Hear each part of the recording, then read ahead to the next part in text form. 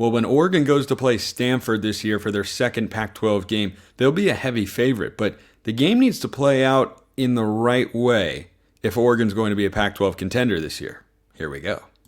You are Locked On Ducks, your daily podcast on the Oregon Ducks, part of the Locked On Podcast Network, your team every day.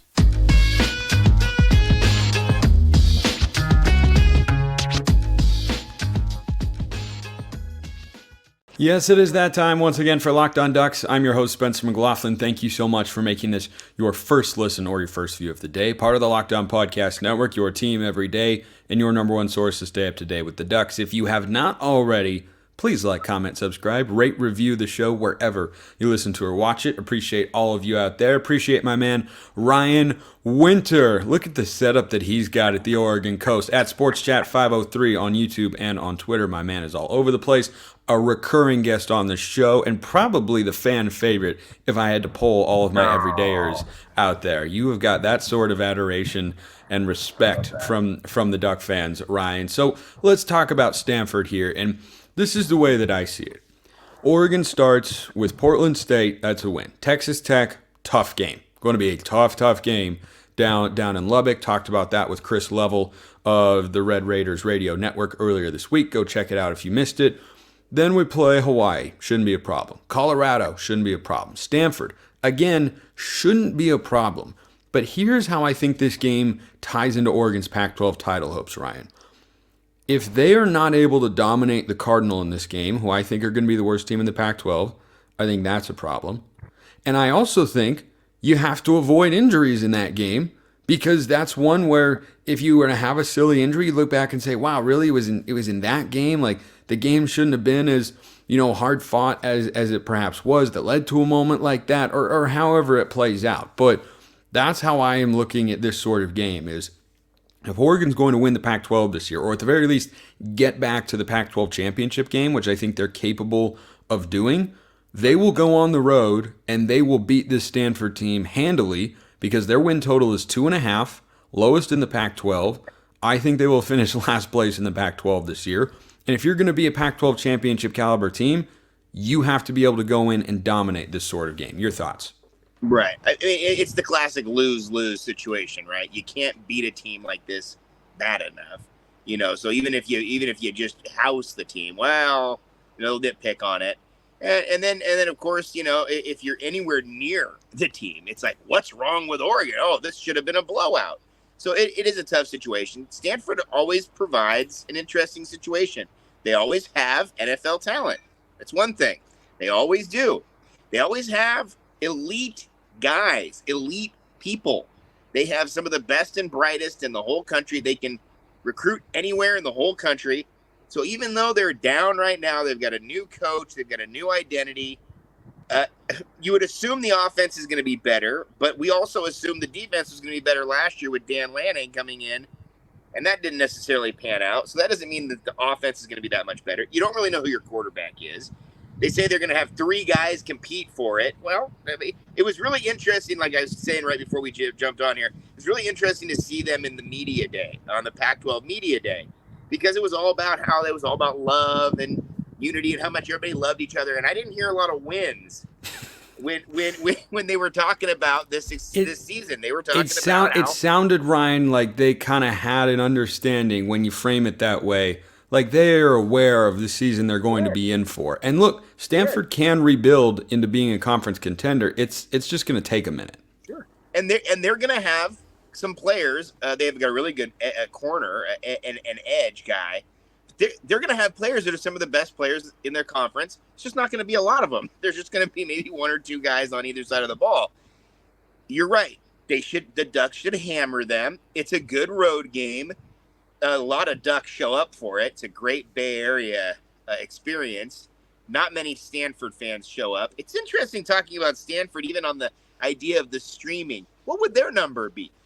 It's like you think about the excitement for these Stanford fans. You go down to Stanford, there's not that many people there at these games.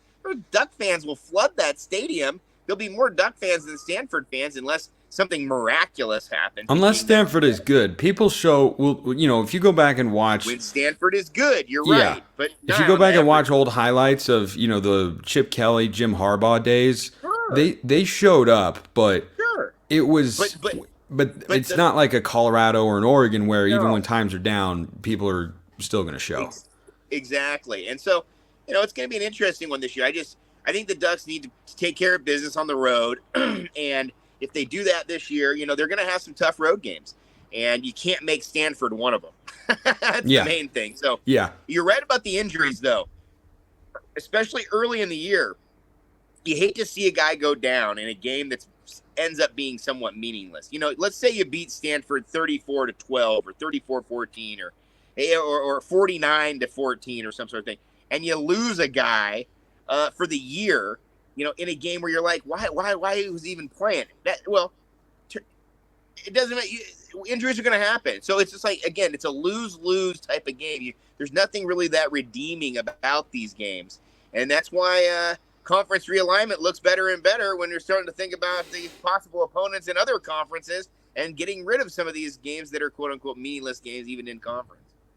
Yeah, I think with Stanford, it's just going to be a tough year for them. That's the expectation. That's what the betting market indicates. Their win total actually was 3.5. It got bumped down on FanDuel to 2.5 because they can't reshape their roster dramatically in 1 year. Now, Troy Taylor is recruiting very well. They have, last time I checked, I believe a top 20 recruiting class in the 2024 cycle, according to 24/7. It's sitting at number 19 right now, headlined by the next modern-day high school quarterback, a name that Oregon fans know very well. That guy, Elijah Brown, he chose Stanford. I think that's telling. He can be the foundation piece for them going forward, but he doesn't arrive till next year. They have a quarterback question. Ari Patu, Ashton Daniels, and then the transfer from Syracuse, Justin Lamson, who I don't think has a ton of experience or hype around him. Like, it's just a tough place to win a lot of football games quickly, but it doesn't mean that it can't ever be done. Because I think going out and getting a kid like Brown, who had offers from all over the country, is telling of the fact that that Stanford brand, and we'll see, with conference realignment and whatnot, and we're recording this show a ways before, about a week before it's going out, so we don't know what's about to happen or what will have happened and such, but the Stanford brand is still, it still has some value if they're able to stay in a power conference, which, time will tell. I think Stanford's still elite. I look at them as an absolute elite brand, and I think that anybody, if you're recruiting any kid in the country, Stanford's going to have their ear, even on a down year, because of what Stanford can do for you. Coach Taylor talked about. He said that the equivalent of going to Stanford might set up your family for multiple 3-4 generations forward. It can, because legacy admissions to the school. Legacy admissions to the school are a big thing. Looks like we might have lost Ryan's mic there. Now I think he's back. Yeah, I lost your audio there for a second there. But that's it now. I think that your situation with Stanford is they're very unique. They're a lot like Notre Dame. They're a lot like a Harvard. Northwestern.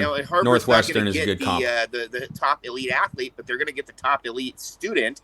And Stanford can get both. It's just whether or not the actual Stanford can get enough guys. That's what is hard about Stanford football in comparison to Stanford basketball, for example, that's had a lot of success in the past, is you only need 12 guys on basketball team. You're going to need 70 guys to really do something in college football. Yeah, and I think they can be on their way to rebuilding, but right now they're just not there. And, I think from a confidence standpoint, Oregon needs to win that game handily because it's that game, and then it's the bye, and then it is the Washington game, as Ryan's screen has gone blank here just for a moment. But we'll get Ryan back, and we'll get all of you over to LinkedIn Jobs as well. See, we got Ryan back just in time for him to hear that these days every new potential hire can feel like a high-stakes wager for your small business. You want to be 100% certain that you have access to the best qualified candidates available. That's why you have to check out LinkedIn Jobs. LinkedIn Jobs helps find the right people for your team faster and for free, which is a pretty good price. Go in there, create a free job post in minutes, Add the purple hashtag hiring frame to your LinkedIn profile to spread the word that you're hiring. Simple tools like screening questions make it easy to focus on candidates with just the right skills and experience so you can quickly prioritize who you'd like to interview and hire. It's why small businesses rate LinkedIn Jobs #1 in delivering quality hires versus leading competitors. So, LinkedIn Jobs helps you find the qualified candidates you want to talk to faster, which means you should go over there, post your job for free at linkedin.com/lockedoncollege. That's linkedin.com/lockedoncollege to post your job for free. Terms and conditions apply.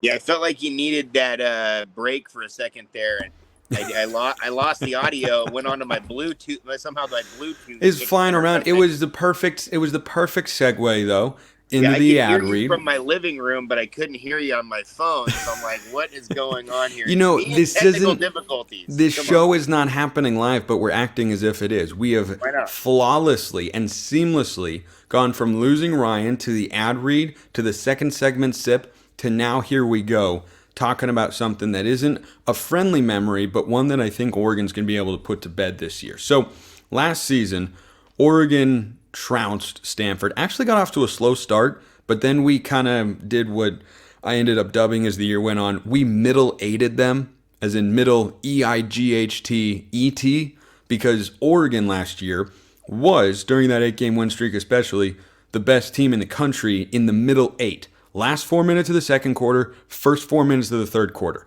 And teams would kind of hang around. Stanford did this. Cal did this. Arizona did this. And then all of a sudden you looked up and we'd score, get a stopper, force a turnover, score again, get the ball coming out of the half, go down, score again. And all of a sudden you look up and you're like, oh, they're up by 3 or 4 possessions. The game is over. And that's something that Oregon did very well. Last year they did it to Stanford. Cardinal were hanging around after one quarter, and by halftime it was 31-3. It was like the game was, boom, is done, over, right there. So when I look at this game, Ryan, and what I expect Oregon to do, and what they should do, what they need to do, which is carry confidence and health into the bye before they play Washington 2 weeks after they play this game against the Cardinal. I think back to 2021. We were all riding high as can be after the win at Ohio State, and then we went and lost to a Stanford team that ended up being 3-9. Why? I don't know, but we did. We didn't have our offensive coordinator. That didn't help, but that game still never should have been close. I don't sense that this team, that this coaching staff, led by Dan Lanning, is going to allow that to happen because of what we saw last year. The games that they should have won by a lot, they did. And I think this Stanford team is in a full rebuild right now. I think Oregon's going to be hungry. I think they're going to be determined after how the season ended a year ago. And you can't ever remove the possibility, because I didn't expect to lose in 2021 either, but you can't remove the possibility of having those sorts of upsets. I just feel confident in this team, the roster, what they've done this offseason, what they have coming back. I think Oregon's going to be able to get this one done in the fashion that we would like to see them do it. Yeah, I agree. Last year the issue was, like you said, slow starts, and then they kind of gapped them halfway through it, and then all of a sudden by the end, can you hang on? And the defense kind of let go of some of those games, and it got a little tight late. And this is a year, obviously, you're hoping the defense is going to really come through on you. This is a game where the defense should really stomp. I mean, you're expecting Stanford to be better offensively. They're going to open it up a little bit. It got a little tight at the end there. But I don't know what their quarterback – but here's the thing. Philosophically, I think they'll have a more clear identity. But they lost some playmakers from a year ago.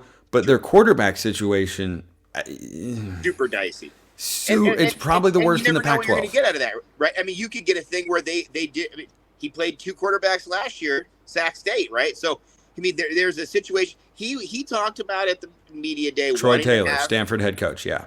He wanted to have one guy. He said that over and over. He wanted to have one guy going into the first game. He didn't want to do a dual system. But he'd done that in the past, and there's not maybe a clear number one now. Maybe it'll define itself then. But you would assume it's a fun offense to play in. That's the one thing he kept talking about, was how, this should be an offense that they're going to put up some points. It's just whether or not they can sustain any sort of, 4 quarters. I just don't see it happening this year for Stanford. And that's fine. Like you're saying, it's a rebuild. They're going to be fine. You made a great point. They do not do it through the transfer portal. They really can't. They can't. So they have to do it through recruiting and through development of players. Having a coach change, that's a major deal for a program like that. They're not built to be able to just rebuild on the fly, bring new guys in, and keep the thing moving, or maybe even jump ahead and get better year one. It's probably not going to happen. I mean, think about how many guys Lanning brought in last year. Brand new quarterback, brand new running back, brand new wide receiver who, brand new, all these. This year, same thing. I mean, the team compared to this year, compared to 2 years ago, drastically different. Okay, in just 2 years, major roster upheaval. I would assume that's not going to be the case at Stanford. They're going to just keep clicking along. They'll bring in a new class next year. They'll have some guys maybe leave here or there, but that's not the kind of building they have. You go to Stanford, you graduate from Stanford. You don't leave. You might be a graduate transfer. That's fine. But my biggest thing is Stanford, you can still go to the NFL, so why leave? And they don't really even care about the dubs. They care about bigger picture. They're on the whole nother level. They're going to be CEOs in the future. They're not even that concerned about winning or losing. If you look at the Stanford locker room after a loss compared to the Oregon State locker room after a loss or the Washington State locker room after a loss, very different story. And not to say that there's an intellect gap there, because those are smart kids at other schools too. But Stanford is elite. They're at a different level. They don't really play the same reindeer games as the rest of us, which is kind of why I'm scared right now talking about conference realignment. If you compare Oregon and Stanford, I've already said if you compare Oregon and Washington, we're in trouble. Now you compare us to Stanford, we're like, oh no. If there's one seat left on the freaking lifeboat and we're on the Titanic and it's but whether or not, we don't know how many seats are available or which conferences are going shit, as we and if are. it's Mr. JP Morgan in front of me, I don't think I'm getting on the lifeboat. As we record, just so everybody's aware, as we are recording this show, it is Wednesday, August 2nd. So the news about the Big Ten looking more closely at Oregon, Washington, Stanford, and Cal has, just surfaced earlier today, but we don't yet know how that's going to play out. I will say right now, we'll see if it looks good later, but I have been told by someone with knowledge of this sort of stuff and how the dynamics go down that it has to be resolved basically by August 15th. So we may or may not have resolution by the time you're listening to or watching this, and we'll just kind of have to wait and see how all that sort of stuff goes. But you brought up the defense, Ryan, in this game, and I have high hopes for Oregon's defense. I have hopes, I should say. I have hopes for Oregon's defense That's a good way to put it. to improve and be a much better unit than they were last year. I don't expect them to be a dominant unit all season long, but I do expect them in this game, given that Stanford's quarterback is going to be Ari Patu, who was a Wildcat quarterback last year, Justin Lamson, who is not turning a whole heck of a lot of heads, or Ashton Daniels, who is an unproven player. I just look at this defense and say, you should be able. I mean, they frankly dominated them a year ago. The final score is what, like 45 to or something to 17 or 20. I don't even remember. But Stanford had 3 points in the first half. Blowout. I would love for the defense, also from a confidence standpoint, bringing it back to that angle, is we go into the bye and then the Washington game. I would love for them to put up just a 10-point performance defensively on the road and have this game be like 38-10. I think that would be really, really good. And the locker room would be feeling great. And the fan base would be feeling great going into the bye and the Husky game. Yeah, and I love that you brought up the schedule and the bye and the Husky game, because I love looking at the schedule and kind of where that fits psychologically, how a team works. There's the ebb and flow of the season, all those kind of things you can put into play. I think it's a huge deal the way that you play before a bye week. You can lay it all on the line. You can absolutely just go to the freaking nines on this one, because you got a week off. You don't have to worry about anybody next week. You've got some time off. You got to chill to let the body reheal or whatever else. It doesn't matter who that team is. It just happens to be Stanford this year, which is not good for them, but really good for Oregon in the sense that the Washington game is going to be massive. It is going to be a psychological huge one that that they've got your number. They beat you last year. It's on the road. You're going to have it circled. Of course, they're going to say day by day, week by week, play by play, all that. But that Washington game is going to mean something. Having it after the bye psychologically does something humongous. And it's also the same thing for Washington, because they have the bye as well. And so it does something that they can really sell out. And the chances are Oregon could be undefeated at this point. There could be if you beat that Texas Tech team, you get past that first hurdle. You could be rolling. You could be undefeated going into the bye, going to Washington. Washington could be undefeated as well. Now now you're talking about hype. Game now day. That could be game day. Could be exactly. Now you're talking about all those different things that start to enter into making the game more than it actually is. It's just actually a game. But that Stanford game could be the last game of, well, this is the part we just kind of tune up for. That second part of the season is going to be something else next year. Yeah, I think I agree with you. Second half is where all the tough games, except Texas Tech, that's where they all are. You've got your Washingtons, your Utahs, your USCs, and your Oregon States. And those are going to be the 5 games that define Oregon's regular season, both their college football playoff hopes and their Pac-12 title hopes, is how do you perform in those games? Can you go at least 2-2, if not 3-1, against that combo of Oregon State, Washington, USC, and Utah? It's going to be tough. You got 2 at home, you got 2 on the road. So can you win one on the road and hold serve at Autzen Stadium? I think that'd be the best possible outcome. Probably is going 3-1 there. But that Texas Tech game, we just cannot stress enough that is not going to be easy. Oregon's going to be a small favorite going into Lubbock down there. They've got a rabid fan base. They've got a year 2 head coach. They've got a hungry team. They've got a bunch of capable players. So they're trying to build themselves up. And I think Oregon is further along in their development as a program compared to Texas Tech. But that doesn't mean the Red Raiders aren't poised. Like when a coach takes over a program and wins 8 games in his first year for a program that doesn't typically win too many football games, and I don't think they've ever played in the Big 12 championship game since it's reshuffled and everything, since they started having a Big 12 championship game. That's the sort of school where you look at and say, are they poised for a year 2 leap?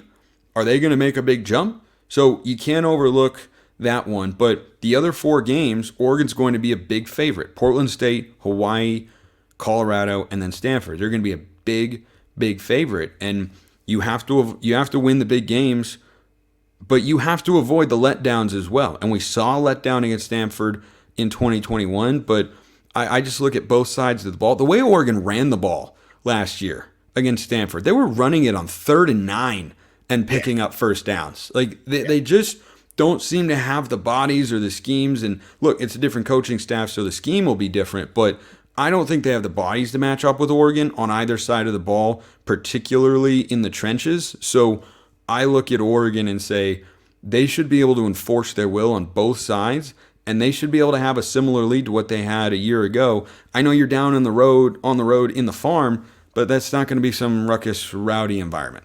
No. Yeah, it's a duck crowd by the second quarter. It's a good point what you said about Texas Tech. That game, for me mentally, it gets harder as the closer you get to the game, right? As you closer you get to it, the more intense that looks, the more intense that feels, and the harder that becomes to get that win. But I do think that's going to tell you a lot about what team you have. You go on the road, you have a good true test. The Big 12 is pretty wide open as well. I mean, Kansas had a good year last year. So, I mean, like, there's a quality teams over there, and that's a gauntlet. But I think it's kind of wide open for them. So there's a lot of teams that are excited to play at the beginning of the year. Everybody thinks they can win the championship, no matter what team you are. It's like the Little League playoff. I don't know if Stanford thinks they can win a championship. I know. It's all about unity down there. But the idea is that when everybody puts their hands in the Little League, everybody's like, we're going to Williamsburg or wherever. Williamsport. Williamsport, right? We always said that same thing. Of course, we lost the first round of the freaking Little League playoffs. But my point being is that at the beginning of the year, everybody thinks they have a chance to win it. And so you're going to get some really raucous crowds. You're going to get some play that you might not see at the end of the year. You look back at that and be like, damn, that Texas Tech game was really close. Maybe at the end of the year, it doesn't look like that Texas Tech game should have been that close, but it was at that point. Kind of like that Auburn game, Herbert, year with Bo Nix freshman year. The idea is like you see that Auburn team at the end of the year, the Ducks probably beat them handily. But beginning of the year, different story, the way it sets up. So I think you're right. The Texas Tech game is going to tell you a lot about this team. If the Ducks beat Texas Tech by 2 touchdowns or more, they should beat the hell out of Stanford. Yeah, I think whether or not they beat Texas, they could lose to Texas Tech. I would still think they should be able to beat Stanford pretty handily. I think the Cardinal are just in for a rough year. But I agree. By the way, since you brought it up, did I ever tell you that my brother's team, when he was a 12-year-old All-Star, went to the Little League World Series? Williamsport. Yeah. Freaking amazing. I See, went when when I they was put their hands in, they actually believed. We were just representing Mount Hood Little League from Southeast Portland. We weren't getting it done. Yeah, Lake Oswego Little League 2007. I believe the first team from that Little League to make it to Williamsport. One actually made it from Lake Oswego all the way to Williamsport a couple years ago. But yeah, I remember being 9 years old and watching that all play out. It's one of the most incredible things I've ever seen. And by the way, the Little League World Series is right around the corner. I watch it every year. Little League Series is great. It's great. It's a fantastic event. It's awesome. The energy is palpable. The kids care. The sportsmanship is awesome. The camaraderie, the fanfare, the families, the different cultures, the kids. It is an outstanding event through and through. The broadcasts are great. The broadcasters are great. All the volunteers, everything is just so good year in and year out. I was like the big kids. That was me. You know, the guy was like, "Hey, let me check his ID." You mentioned about the Little League, the Little League team that I was on. Of course, I just said we lost the first round. The next year, though, they went to the 13-year-old World Series. Only person was not on the team was me and my buddy. Oh no! We're like, "Hey, what about us? Don't you need a first baseman?" Oh, no. I thought the first baseman was like the glue to the whole thing. Oh, dude, that's a bummer. Yeah, dude, I love baseball in the summertime, man. Yeah, dude, me too. Sunflower seeds. Now you can't eat sunflower seeds half these things because they're turf fields. They disallowed sunflower seeds, which is mind blowing. Yeah, but the Little League World Series isn't going to turf anytime soon. That's gonna stay natural grass and the real field. I love baseball. Those knees, those ACLs. Yeah. I love baseball in the summer. I love football in the fall, which is right around the corner. And I love having Rian Winter on at SportsChat503, YouTube, and on Twitter. Ryan, it is always a fun time, my friend. We appreciate you. Thank you so much. Always a pleasure. Appreciate everyone listening. I will see you next time. No show tomorrow, but I'll be back in your feeds on Monday. Until then, have a wonderful rest of your day. And as always, go Ducks.